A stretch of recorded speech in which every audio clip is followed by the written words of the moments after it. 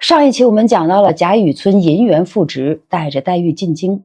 那么这一期真正的大戏开场了，林黛玉进贾府。但是曹雪芹不直接写贾府很有钱啊，而是让黛玉坐在轿子里，从纱窗往外看。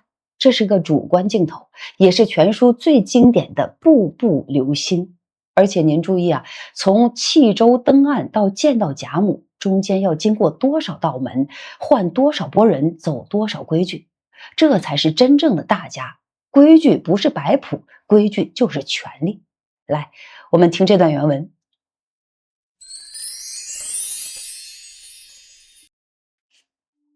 且说黛玉自那日契州登岸时，便有荣国府打发了轿子，并拉行李的车辆就后了。这黛玉常听得母亲说过，她外祖母家与别家不同。他近日所见的这几个三等仆妇，吃穿用度已是不凡了，何况今至其家，因此步步留心，时时在意，不肯轻易多说一句话，多行一步路，唯恐被人耻笑了他去。自上了轿，进入城中，从纱窗向外瞧了一瞧，其街市之繁华，人烟之富盛，自与别处不同。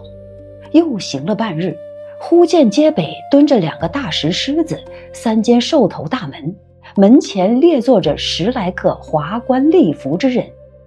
那正门却不开，只有东西两角门有人出入。正门之上有一匾，匾上大书敕造宁国府5个大字。黛玉想到，这必是外祖之长房了，想着又往西行，不多远，照样也是3间大门，方是荣国府了，却不进正门，只进了西边角门。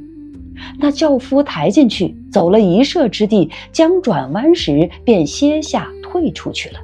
后面的几个婆子都已下了轿，赶上前来，另换了3、4个衣帽周全17、18岁的小厮上来，复抬起轿子。众婆子步下，尾随至一垂花门前落下。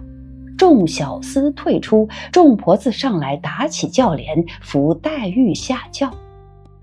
林黛玉扶着婆子的手进了垂花门，两边是抄手游廊，当中是穿堂，当地放着一个紫檀架子大理石的大插屏，转过插屏，小小的3间厅，厅后就是后面的正房大院，正面5间上房皆雕梁画栋，两边穿山游廊厢房挂着各色鹦鹉、画眉等鸟雀，台基之上坐着几个穿红着绿的丫头，一见他们来了，便忙都笑迎上来说：“才刚老太太还念呢，可巧就来了。”于是3、4人争着打起连笼，一面听的人回：“林姑娘到了。”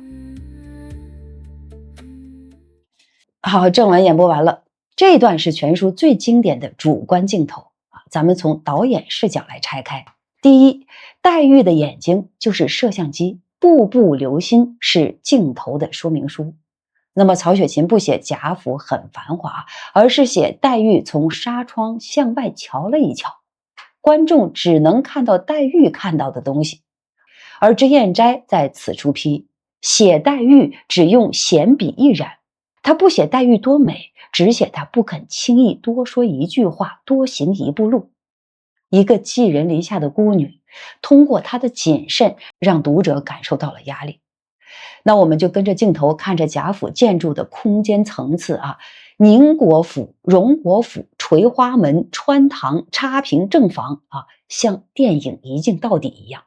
那我们先来看一下空间的推进，先路过了宁国府，也就是长房啊，他们家正门不开，直走角门。再往西就到了荣国府，同样是正门不开，只进西边角门。走了一射之地，轿夫退下，一射之地就是一箭能射出去的距离，大概150米到200米左右。然后呢，换了小厮抬轿，婆子尾随。接着来到了垂花门，这个时候小厮退了出去，婆子扶黛玉下轿。然后进了垂花门之后呢，走到了抄手游廊，然后经过穿堂，看到大插屏，然后来到了三间厅，才到正房大院。这就是由外及内，由远及近，层次井然。这不是乱写啊，这是导演在调度镜头。每过一道门，空间深一层，规矩重一层，黛玉的紧张也就多了一分。而且礼仪也很有规矩啊，5拨人接力，等级森严啊。您数一下，从登岸到见到贾母换了多少拨人？首先是3等仆妇啊，就是接迎的那一波啊，吃穿用度已是不凡了。那么接下来就是轿夫，抬进角门，走一射之地，然后退下了。然后接下来是小厮啊，17、18岁，衣帽周全，复抬轿子啊，又换他们来抬轿子。接下来是婆子，他们干嘛呢？围随至垂花门，打轿帘，扶下轿啊。小厮抬轿的时候，他们跟着，然后来到了垂花门之后停下，打开轿帘，扶黛玉下轿。接下来呢是丫头们，她们穿红着绿，笑迎，打开帘笼，回话。大家规矩一丝不乱。轿夫是不能进垂花门的，小厮是不能进内院的，婆子们是不能打正房帘笼的，也就是每道门槛都是一道权力的边界。黛玉一个10几岁的小女孩，被这5拨人传递进去，像一件贵重的包裹，也像一个闯入者。那么这个过程有个细节啊，宁国府、荣国府都是正门不开的，只走角门。为什么呢？正门是礼仪之门，只有皇帝、贵客、大典礼才开的，日常只走角门。这恰恰说明这是赤造的公侯之家，规矩比天还大。那么黛玉经过了宁国府，她心里还想啊，这必是外祖之长房了。她还在辨认，还在学习，还在紧张。然后我们看到了紫檀架子大理石的大插屏，富贵藏在细节里。那么穿堂里放的不是普通的屏风，是紫檀加大理石的插屏。那么转过插屏才见正房，这插屏只是个挡风，也是挡眼用的啊，外科不能一眼看穿内宅，所以挡风都这么牛了。